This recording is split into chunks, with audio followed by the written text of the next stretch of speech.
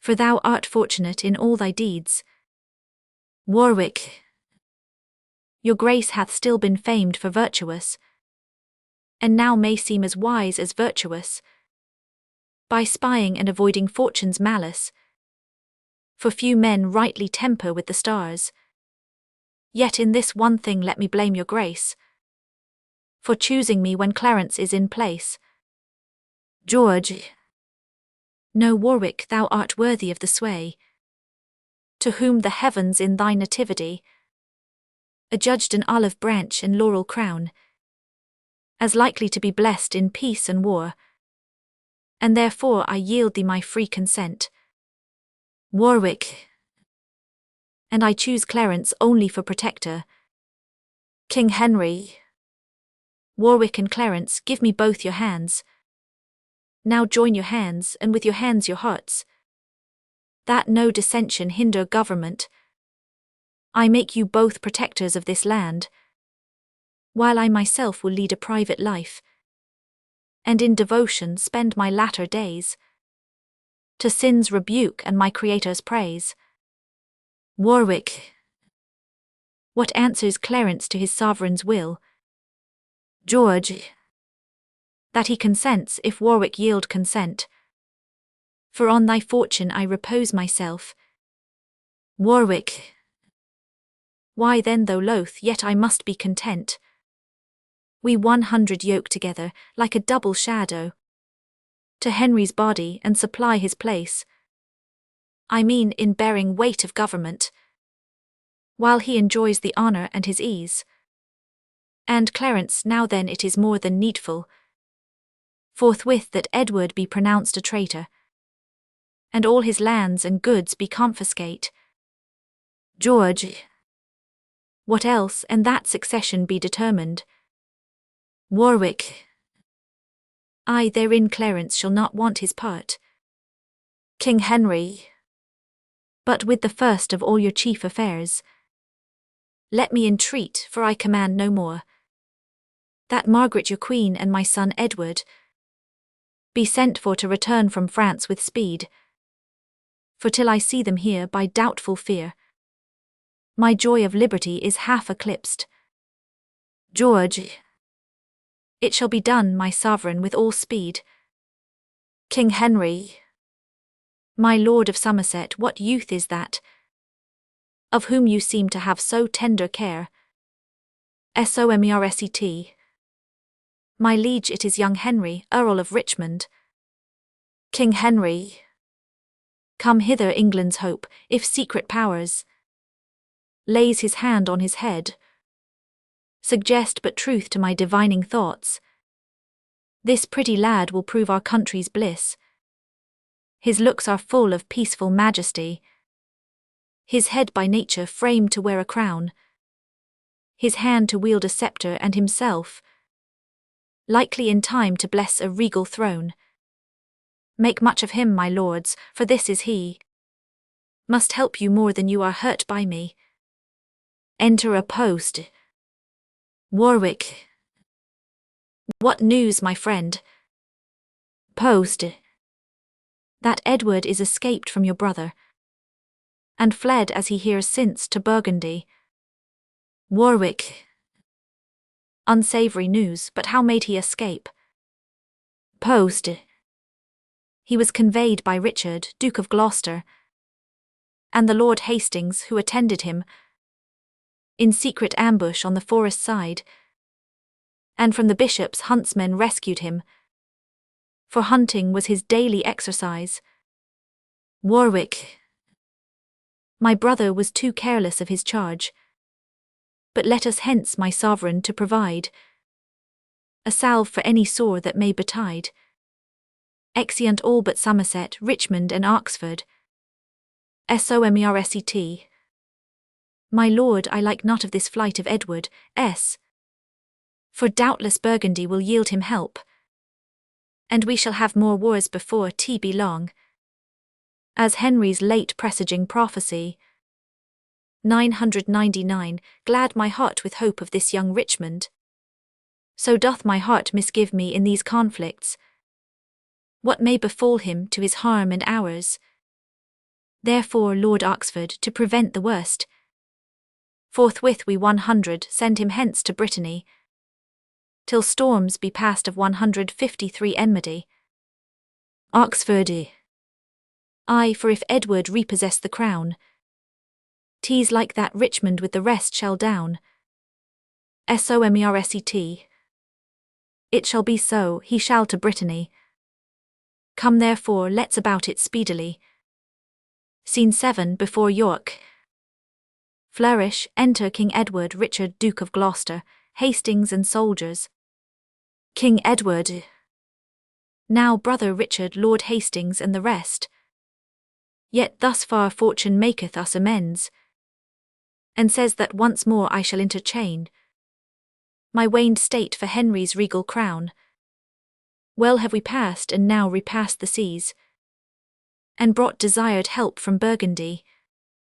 What then remains, we being thus arrived from Ravensburg haven before the gates of York, but that we enter as into our dukedom. Richard. The gates made fast, brother, I like not this, for many men that stumble at the threshold are well foretold that danger lurks within. King Edward. Tush, man, abodements must not now affright us. By fair or foul means we must enter in, for hither will our friends repair to us. Hastings. My liege, I 100 knock once more to summon them.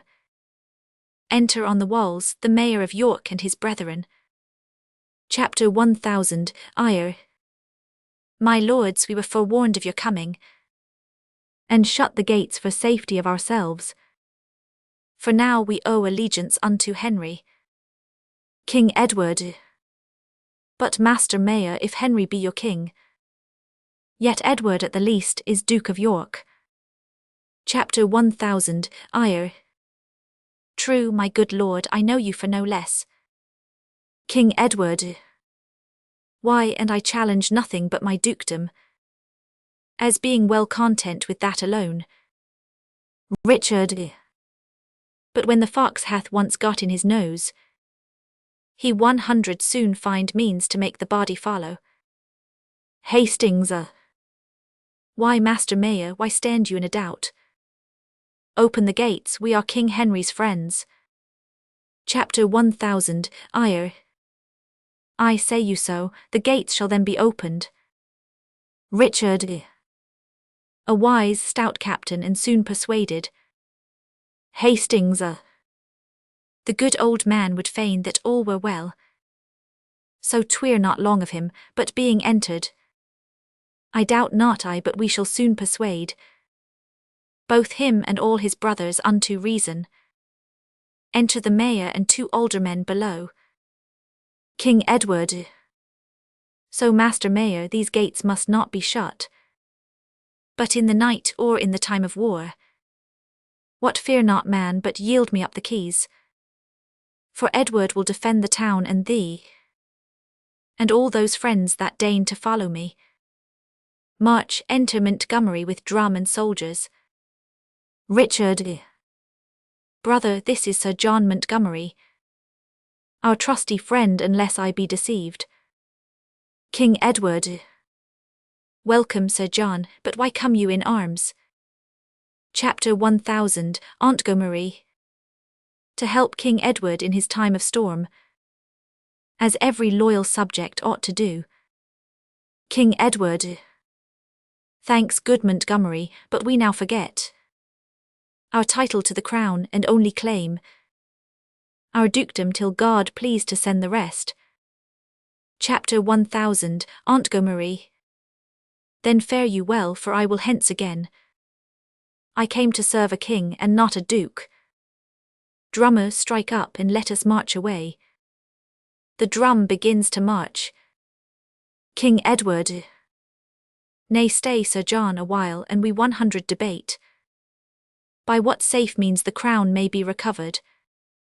Chapter 1000. Montgomery. What talk you of debating, in few words? If you 100 not here, proclaim yourself our king. Chapter 1. 100 leave you to your fortune and be gone. to keep them back that come to succour you. Why shall we fight if you pretend no title? Richard. Why, brother, wherefore stand you on nice points? King Edward. When we grow stronger, then we 100 make our claim. Till then, tease wisdom to conceal our meaning. Hastings. Away with scrupulous wit, now arms must rule. Richard. And fearless minds climb soonest unto crowns. Brother, we will proclaim you out of hand. The bruit thereof will bring you many friends. King Edward. Then be it as you will, for 'tis my right. And Henry but usurps the diadem. Chapter 1000, Montgomery. I now my sovereign speaketh like himself. And now will I be Edward's champion. Hastings. Sound trumpet, Edward shall be here proclaimed. Come, fellow soldier, make thou proclamation. Gives him a paper, flourish. Soldier. Edward the Fourth, by the grace of God, King of England and France and Lord of Ireland, etc. Chapter 1000, Montgomery. And whoso gainsays King Edward's right, by this I challenge him to single fight. Throws down his gauntlet. Old.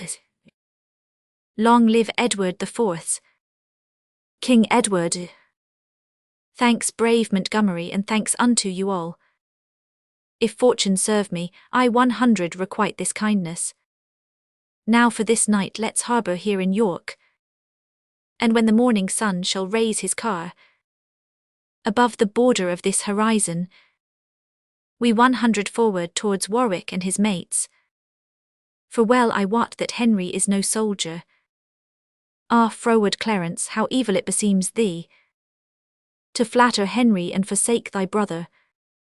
Yet as we may, we 100 meet both thee and Warwick. Come on, brave soldiers, doubt not of the day. And that once gotten, doubt not of large pay. Scene 8, London, the Palace. Flourish, enter King Henry, Warwick, Montague, George, Duke of Clarence, Oxford and Exeter. Warwick. What counsel, lords? Edward from Belgia, with hasty Germans and blunt Hollanders, hath passed in safety through the narrow seas, and with his troops doth march amain to London, and many giddy people flock to him. King Henry. Let's levy men and beat him back again. George. A little fire is quickly trodden out, which being suffered, rivers cannot quench. Warwick. In Warwickshire I have true-hearted friends, not mutinous in peace, yet bold in war. Those will I muster up, and thou, son Clarence, shalt stir up in Suffolk, Norfolk, and in Kent the knights and gentlemen to come with thee. Thou, brother Montague, in Buckingham, Northampton, and in Leicestershire shalt find men well inclined to hear what thou command'st. And thou, brave Oxford, wondrous well beloved, in Oxfordshire shalt muster up thy friends. My sovereign with the loving citizens, like to his island girt in with the ocean, or modest Diane circled with her nymphs, shall rest in London till we come to him. Fair lords, take leave and stand not to reply. Farewell, my sovereign. King Henry. Farewell, my Hector and my Troy's true hope. George. In sign of truth I kiss your highness' hand. King Henry. Well-minded Clarence, be thou fortunate. Chapter 1000, Ontag. Comfort my lord, and so I take my leave. Oxford. And thus kissing Henry's hand I seal my truth, and bid adieu. King Henry. Sweet Oxford and my loving Montague. And all at once more a happy farewell. Warwick. Farewell, sweet lords, let's meet at Coventry. Exeunt all but King Henry and Exeter. King Henry. Here at the palace will I rest a while. Cousin of Exeter, what thinks your lordship? Methinks the power that Edward hath in field should not be able to encounter mine. Exeter. The doubt is that he will seduce the rest. King Henry. That's not my fear, my meed hath got me fame. I have not stopped mine ears to their demands, nor posted off their suits with slow delays. My pity hath been balm to heal their wounds. My mildness hath allayed their swelling griefs. My mercy dried their water-flowing tears. I have not been desirous of their wealth, nor much oppressed them with great subsidies, nor forward of revenge though they much erred. Then why should they love Edward more than me? No, Exeter, these graces challenge grace. And when the lion fawns upon the lamb will never cease to follow him. Shout within, a York, a York. Exeter. Hark, hark, my lord, what shouts are these? Enter King Edward, Richard, Duke of Gloucester, and soldiers. King Edward. Seize on the shame-faced Henry, bear him hence, and once again proclaim us King of England. You are the fount that makes small brooks to flow. Now stops thy spring, my sea shall suck them dry, and swells so much the higher by their ebb. Hence with him to the Tower, let him not speak. Exeunt some with King Henry, and lords, towards Coventry bend we our course, where peremptory Warwick now remains. The sun shines hot, and if we use delay, cold biting winter mars our hoped-for hay. Richard. Away betimes before his forces join, and take the great-grown traitor unawares. Brave warriors march amain towards Coventry. Act 5. Scene 1, Coventry. Enter Warwick, the mayor of Coventry, 2 messengers and others upon the walls. Warwick. Where is the post that came from valiant Oxford? How far hence is thy lord, mine honest fellow? 1 messenger. By this at Dunsmore, marching hitherward. Warwick. How far off is our brother Montague? Where is the post that came from Montague? 2 messenger. By this at Daintree with a puissant troop. Enter Sir John Somerville. Warwick. Say, Somerville, what says my loving son? And by thy guess, how nigh is Clarence now? Somerville. At Southam I 999, leave him with his forces, and do expect him here some 2 hours hence. Warwick. Then Clarence is at hand, I hear his drum. Somerville. It is not his, my lord, here Southam lies. The drum your honour hears marcheth from Warwick.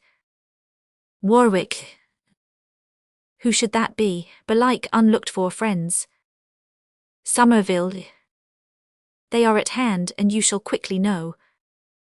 March, flourish, enter King Edward, Richard, Duke of Gloucester, and soldiers. King Edward. Go, trumpet, to the walls and sound a parle.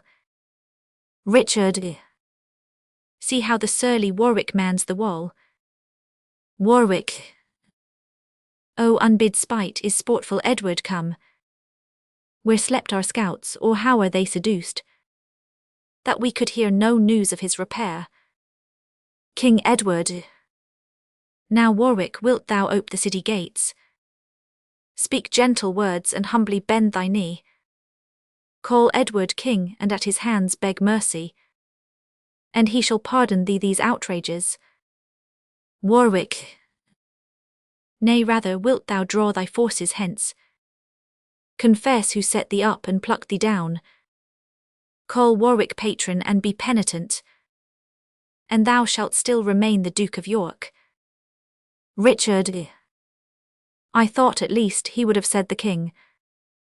Or 999, he make the jest against his will. Warwick. Is not a dukedom, sir, a goodly gift? Richard, I by my faith for a poor earl to give. Chapter 1, 100 do thee service for so good a gift. Warwick, 'twas I that gave the kingdom to thy brother. King Edward, why then 'tis mine if but by Warwick's gift. Warwick, thou art no Atlas for so great a weight. And weakling, Warwick takes his gift again. And Henry is my king, Warwick his subject. King Edward, but Warwick's king is Edward's prisoner. And gallant Warwick, do but answer this. What is the body when the head is off? Richard, alas, that Warwick had no more forecast. But whiles he thought to steal the single 10, the king was slyly fingered from the deck. You left poor Henry at the bishop's palace, and 10 to 1, you 100 meet him in the tower. King Edward, 'tis even so, yet you are Warwick still. Richard, come Warwick, take the time, kneel down, kneel down. Nay, when, strike now, or else the iron cools. Warwick, I had rather chop this hand off at a blow, and with the other fling it at thy face, than bear so low a sail to strike to thee. King Edward, sail how thou canst, have wind and tide thy friend. This hand, fast wound about thy coal-black hair, shall whiles thy head is warm and new cut off, write in the dust this sentence with thy blood. Wind changing Warwick now can change no more. Enter Oxford with drum and colours. Warwick, O cheerful colours, see where Oxford comes. Oxford, Oxford, Oxford for Lancaster. He and his forces enter the city. Richard, the gates are open, let us enter too. King Edward, so other foes may set upon our backs. Stand we in good array, for they no doubt will issue out again and bid us battle. If not, the city being but of small defence, we 100 quietly rouse the traitors in the same. Warwick, O welcome Oxford, for we want thy help. Enter Montague with drum and colours. Montague, Montague, Montague for Lancaster. He and his forces enter the city. Richard, thou and thy brother both shall by this treason, even with the dearest blood your bodies bear. King Edward, the harder matched the greater victory.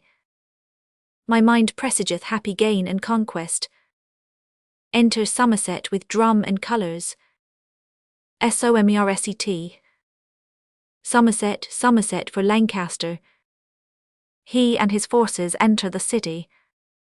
Richard, 2 of thy name, both Dukes of Somerset, have sold their lives unto the house of York, and thou shalt be the 3rd if this sword hold. Enter George, Duke of Clarence with drum and colours. Warwick, and lo, where George of Clarence sweeps along, of force enough to bid his brother battle, with whom an upright zeal to right prevails, more than the nature of a brother's love. Richard and George whisper, come Clarence come, thou wilt if Warwick call. George, father of Warwick, know you what this means? Taking the red rose from his hat, and throws the rose at Warwick. Look here, I throw my infamy at thee. I will not ruinate my father's house, who gave his blood to lime the stones together, and set up Lancaster. Why trowest thou Warwick? That Clarence is so harsh, so blunt, unnatural, to bend the fatal instruments of war against his brother and his lawful king. Perhaps thou wilt object my holy oath. To keep that oath were more impiety than Jephthah's when he sacrificed his daughter. I am so sorry for my trespass made, that to deserve well at my brother's hands, I here proclaim myself thy mortal foe, with resolution wheresoe'er I meet thee, as I will meet thee if thou stir abroad, to plague thee for thy foul misleading me. And so, proud-hearted Warwick, I defy thee, and to my brother turn my blushing cheeks. Pardon me, Edward, I will make amends, and Richard, do not frown upon my faults, for I will henceforth be no more unconstant. King Edward, now welcome more and 10 times more beloved, than if thou never hadst deserved our hate. Richard, welcome, good Clarence, this is brother-like. Warwick, O passing traitor, perjured and unjust. King Edward, what, Warwick, wilt thou leave the town and fight? Or shall we beat the stones about thine ears? Warwick, alas, I am not cooped here for defence. I will away towards Barnet presently, and bid thee battle, Edward, if thou darst. King Edward, yes, Warwick, Edward dares and leads the way. Lords, to the field, St. George and victory. Exeunt march, Warwick and his company follows. Scene 2, a field of battle near Barnet. Alarum and excursions, enter King Edward bringing forth Warwick wounded. King Edward, so lie thou there, die thou and die our fear. For Warwick was a bug that feared us all. Now Montague, sit fast, I seek for thee, that Warwick's bones may keep thine company. Warwick, ah, who is nigh? Come to me, friend or foe, and tell me who is victor, York or Warwick. Why ask I that? My mangled body shows, my blood, my want of strength, my sick heart shows, that I must yield my body to the earth, and by my fall the conquest to my foe. Thus yields the cedar to the axe's edge, whose arms gave shelter to the princely eagle, under whose shade the ramping lion slept, whose top branch overpeered Jove's spreading tree, and kept low shrubs from winter's powerful wind. These eyes that now are dimmed with death's black veil have been as piercing as the midday sun, to search the secret treasons of the world. The wrinkles in my brows, now filled with blood, were likened oft to kingly sepulchres. For who lived king but I could dig his grave? And who durst smile when Warwick bent his brow? Lo, now my glory smeared in dust and blood, my perks, my walks, my manners that I had, even now forsake me, and of all my lands is nothing left me but my body's length. Why, what is pomp, rule, reign, but earth and dust? And live we how we can, yet die we must. Enter Oxford and Somerset. Somerset.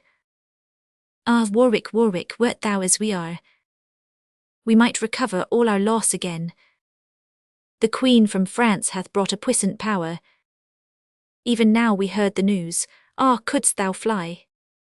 Warwick, why then I would not fly. Ah, Montague, if thou be there, sweet brother, take my hand, and with thy lips keep in my soul a while.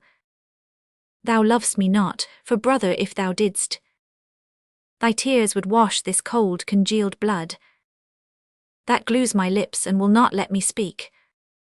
Come quickly, Montague, or I am dead. Somerset. Ah, Warwick, Montague hath breathed his last, and to the latest gasp cried out for Warwick, and said, commend me to my valiant brother. And more he would have said, and more he spoke, which sounded like a cannon in a vault, that mought not be distinguished, but at last I well might hear, delivered with a groan. Oh, farewell, Warwick. Warwick, sweet rest his soul, fly, lords, and save yourselves, for Warwick bids you all farewell, to meet in heaven. Oxford. Away, away, to meet the Queen's great power. Here they bear away his body. Exeunt. Scene 3, another part of the field. Flourish, enter King Edward in triumph with Richard, George and the rest. King Edward. Thus far our fortune keeps an upward course, and we are graced with wreaths of victory.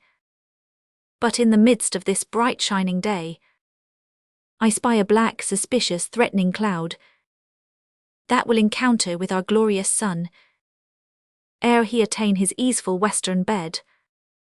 I mean, my lords, those powers that the Queen hath raised in Gallia have arrived our coast, and as we hear march on to fight with us. George, a little gale will soon disperse that cloud, and blow it to the source from whence it came. Thy very beams will dry those vapours up, for every cloud engenders not a storm. Richard, the Queen is valued 30,000 strong, and Somerset with Oxford fled to her. If she have time to breathe, be well assured, her faction will be full as strong as ours. King Edward, we are advertised by our loving friends that they do hold their course toward Tewkesbury. We, having now the best at Barnet Field, will thither straight, for willingness rids way, and as we march our strength will be augmented. In every county as we go along, strike up the drum, cry courage, and away. Scene 4, plains near Tewkesbury. Flourish, march, enter Queen Margaret, Prince Edward, Somerset, Oxford and soldiers. Queen Margaret. Great lords, wise men ne'er sit and wail their loss, but cheerly seek how to redress their harms. What though the mast be now blown overboard, the cable broke, the holding anchor lost, and half our sailors swallowed in the flood?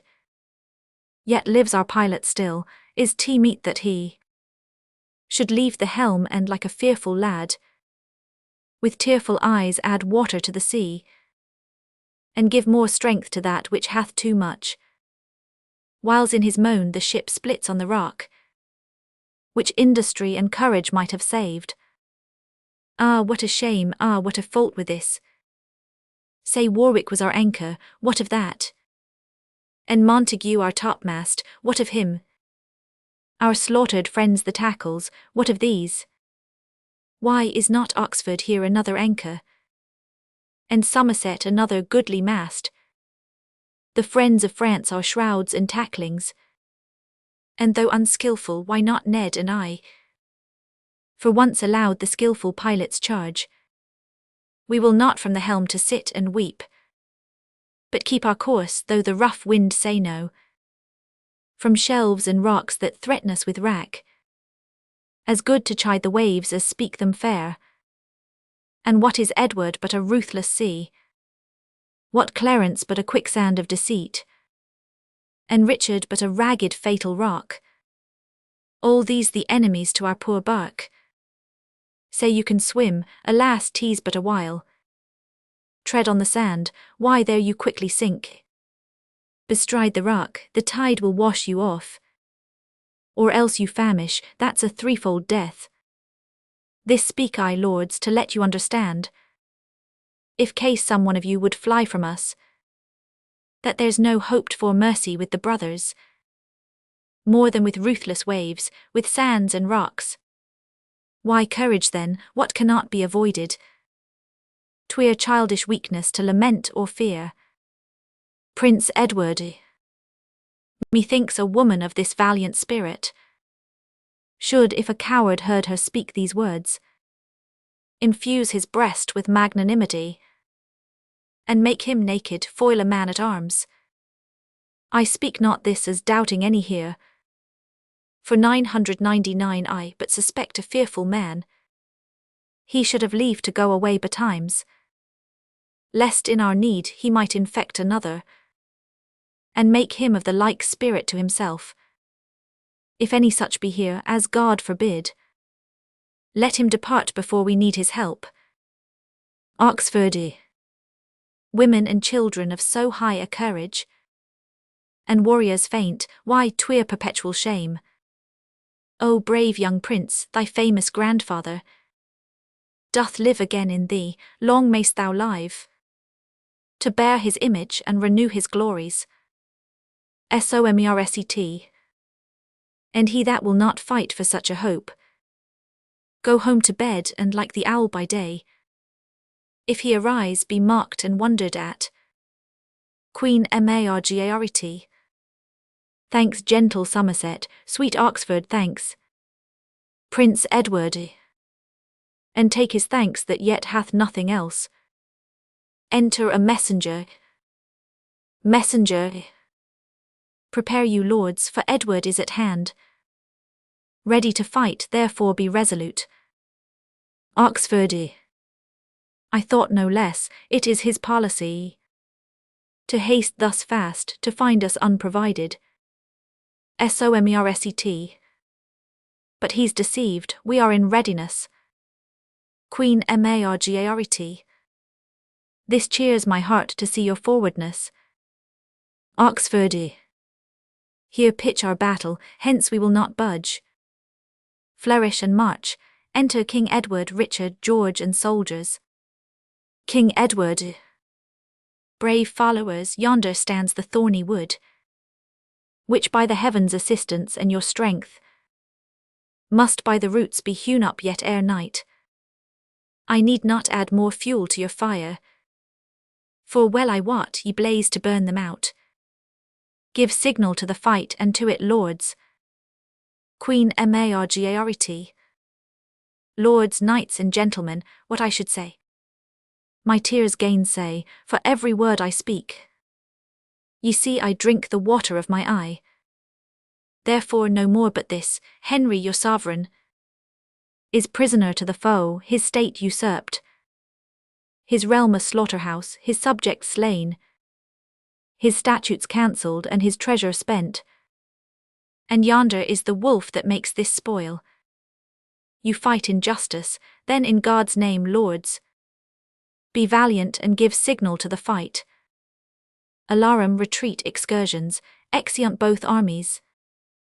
Scene 5, another part of the field. Flourish, enter King Edward, Richard, George and soldiers, with Queen Margaret, Oxford and Somerset as prisoners. King Edward. Now here a period of tumultuous broils. Away with Oxford to Hames Castle straight.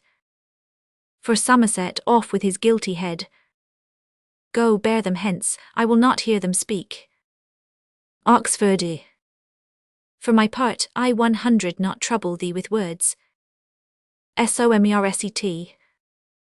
Nor I but stoop with patience to my fortune. Exeunt Oxford and Somerset guarded. Queen Margaret. So part we sadly in this troublous world, to meet with joy in sweet Jerusalem. King Edward. Is proclamation made that who finds Edward shall have a high reward, and he his life. Richard. It is, and lo where youthful Edward comes. Enter soldiers with Prince Edward. King Edward. Bring forth the gallant, let us hear him speak. What can so young a man begin to prick? Edward, what satisfaction canst thou make for bearing arms, for stirring up my subjects, and all the trouble thou hast turned me to? Prince Edward. Speak like a subject, proud, ambitious York. Suppose that I am now my father's mouth. Resign thy chair, and where I stand kneel thou, whilst I propose the selfsame words to thee, which traitor thou wouldst have me answer to. Queen Margaret. Ah, thy father had been so resolved, Richard, that you might still have worn the petticoat, and ne'er have stolen the breech from Lancaster. Prince Edward. Let Aesop fable in a winter's night. His currish riddle sorts not with this place. Richard. By heaven, brat, I 100 plague you for that word. Queen Margaret. Ay, thou wast born to be a plague to men. Richard. For God's sake, take away this captive scold. Prince Edward. Nay, take away this scolding crookback rather. King Edward. Peace, wilful boy, or I will charm your tongue. George. Untutored lad, thou art too malapert. Prince Edward. I know my duty, you are all undutiful. Lascivious Edward, and thou perjured George. And thou misshapen Dick, I tell ye all. I am your better traitors as ye are. And thou usurp'st my father's right and mine. King Edward. Take that, the likeness of this railer here. Richard. Sprawlsty thou, take that to end thy agony. George. And there's for twitting me with perjury. Queen Margaret. Oh, kill me too. Richard. Mary and shall. Offers to kill her. King Edward. Hold, Richard, hold, for we have done too much. Richard. Why should she live to fill the world with words? King Edward. What doth she swoon? Use means for her recovery. Richard. Clarence, excuse me to the king my brother. I hence to London on a serious matter. Ere ye come there, be sure to hear some news. George. What? Richard. The tower. Queen Margaret. O Ned, sweet Ned, speak to thy mother, boy. Canst thou not speak, O traitors, murderers? They that stabbed Caesar shed no blood at all. 999 not offend, nor were not worthy blame. If this foul deed were by to equal it. He was a man, this in respect a child. And men ne'er spend their fury on a child. What's worse than murderer, that I may name it? No, my heart will burst, and if I speak. And I will speak that so my heart may burst. Butchers and villains, bloody cannibals. How sweet a plant have you untimely cropped. You have no children, butchers, if you had. The thought of them would have stirred up remorse. But if you ever chance to have a child, look in his youth to have him so cut off. As deathsmen you have rid this sweet young prince. King Edward. Away with her, go bear her hence perforce.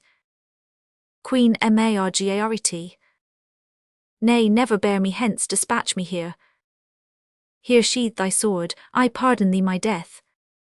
What wilt thou not, then Clarence do it thou. George. By heaven, I will not do thee so much ease. Queen Margaret. Good Clarence do, sweet Clarence do thou do it. George. Didst thou not hear me swear I would not do it? Queen Margaret. Ay, but thou usest to forswear thyself. 'Twas sin before, but now 'tis charity. What wilt thou not? Where is that devil's butcher, Richard? Hard-favoured Richard, Richard, where art thou? Thou art not here, murder is thy almsdeed. Petitioners for blood thou ne'er put'st back. King Edward. Away, I say, I charge ye, bear her hence. Queen Margaret. So come to you and yours as to this prince. She is taken out. King Edward. Where's Richard gone? George. To London all in post, and as I guess, to make a bloody supper in the Tower. King Edward. He's sudden if a thing comes in his head. Now march we hence, discharge the common sort. With pay and thanks, and let's away to London. And see our gentle queen how well she fares. By this I hope she hath a son for me. Scene 6, London, the Tower. Enter King Henry and Richard, with the lieutenant on the walls. Richard. Good day, my lord, what at your book so hard? King Henry. Ay, my good lord, my lord I should say rather. 'Tis sin to flatter, good was little better. Good Gloucester and good devil were alike, and both preposterous, therefore not good lord. Richard, sirrah, leave us to ourselves, we must confer. Exit lieutenant. King Henry. So flies the reckless shepherd from the wolf, so first the harmless sheep doth yield his fleece, and next his throat unto the butcher's knife. What scene of death hath Roscius now to act? Richard. Suspicion always haunts the guilty mind. The thief doth fear each bush an officer. King Henry. The bird that hath been limed in a bush, with trembling wings misdoubteth every bush. And I, the hapless male to one sweet bird, have now the fatal object in my eye. Where my poor young was limed, was caught and killed. Richard. Why, what a peevish fool was that of Crete, that taught his son the office of a fowl, and yet for all his wings the fool was drowned. King Henry. I, Daedalus, my poor boy Icarus, thy father Minos that denied our course, the sun that seared the wings of my sweet boy, thy brother Edward and thyself the sea, whose envious gulf 999 swallow up his life. Ah, kill me with thy weapon, not with words. My breast can better brook thy dagger's point than can my ears that tragic history. But wherefore dost thou come? Is 'tis for my life? Richard. Think'st thou I am an executioner? King Henry. A persecutor I am sure thou art. If murdering innocents be executing, why then thou art an executioner. Richard. Thy son I killed for his presumption. King Henry. Hadst thou been killed when first thou didst presume, thou hadst not lived to kill a son of mine. And thus I prophesy, that many a thousand, which now mistrust no parcel of my fear, and many an old man's sigh, and many a widow's, and many an orphan's water-standing eye, men for their sons, wives for their husbands, orphans for their parents' timeless death, shall rue the hour that ever thou wast born. The owl shrieked at thy birth, an evil sign. The night-crow cried, a boding luckless time. Dogs howled, and hideous tempest shook down trees. The raven rooked her on the chimney's top, and chattering pies in dismal discord sung. Thy mother felt more than a mother's pain, and yet brought forth less than a mother's hope. To wit, an indigested and deformed lump, not like the fruit of such a goodly tree. Teeth hadst thou in thy head when thou wast born, to signify thou cam'st to bite the world. And if the rest be true which I have heard, thou cam'st. Richard. I hear no more, die prophet in thy speech. For this amongst the rest was I ordained. King Henry. Ay, and for much more slaughter after this. O God, forgive my sins and pardon thee. Richard. What will the aspiring blood of Lancaster sink in the ground? I thought it would have mounted. See how my sword weeps for the poor king's death. Oh, may such purple tears be always shed from those that wish the downfall of our house. If any spark of life be yet remaining, down, down to hell, and say I sent thee thither. Stabs him again. I that have neither pity, love, nor fear. Indeed, 'tis true that Henry told me of, for I have often heard my mother say, I came into the world with my legs forward. Had I not reason, think ye, to make haste, and seek their ruin that usurped our right? The midwife wondered, and the women cried, O Jesus bless us, he is born with teeth. And so I was, which plainly signified that I should snarl and bite and play the dog. Then, since the heavens have shaped my body so, let hell make crooked my mind to answer it. I have no brother, I am like no brother. And this word love, which greybeards call divine, be resident in men like one another, and not in me, I am myself alone. Clarence, beware, thou keep'st me from the light, but I will sort a pitchy day for thee, for I will buzz abroad such prophecies, that Edward shall be fearful of his life, and then to purge his fear I be thy death. King Henry and the prince his son are gone. Clarence, thy turn is next, and then the rest. Counting myself but bad till I be best, I throw thy body in another room, and triumph, Henry, in thy day of doom. Exit with the body. Scene 7, London, the palace. Flourish, enter King Edward, Queen Elizabeth, George, Richard, Hastings, nurse, carrying infant Prince Edward and attendants. King Edward. Once more we sit in England's royal throne, repurchased with the blood of enemies. What valiant foemen, like to autumn's corn, have we mowed down in tops of all their pride? 3 Dukes of Somerset, threefold renowned, for hardy and undoubted champions, 2 Cliffords as the father and the son, and 2 Northumberlands, 2 braver men, ne'er spurred their coursers at the trumpet's sound. With them the 2 brave bears, Warwick and Montague, that in their chains fettered the kingly lion, and made the forest tremble when they roared. Thus have we swept suspicion from our seat, and made our footstool of security. Come hither, Bess, and let me kiss my boy.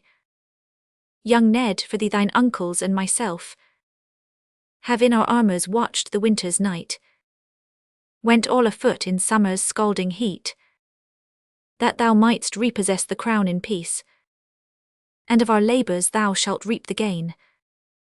Richard, I blast his harvest if your head were laid, for yet I am not looked on in the world.